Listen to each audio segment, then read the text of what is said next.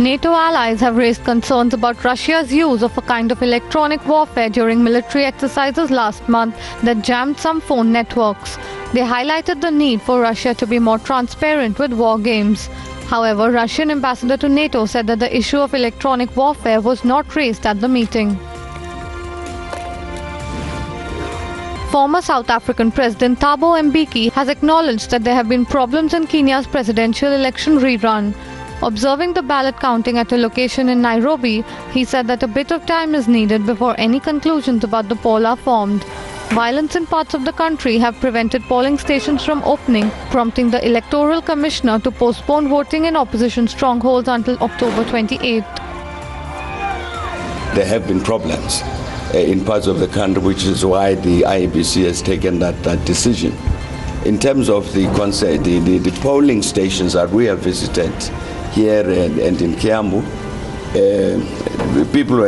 the stations opened and people participated. The numbers varied from area to area, but again I'm saying that I think it would be better to wait a little bit more.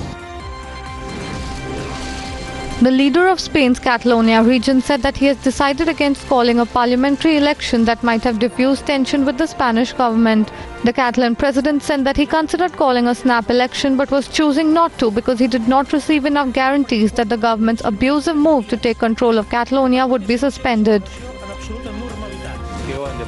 Pope Francis spoke to astronauts aboard the International Space Station. Pope Francis has been known for his concerns about the environment as well as his firm belief in the compatibility of faith and science. Space flights is future of all humanity, and space flight is always frontier for new technologies, new science and new approaches. We see that the peace and serenity of our planet as it goes around at 10 kilometers a second, and there's no borders, there is no conflict, it's just peaceful.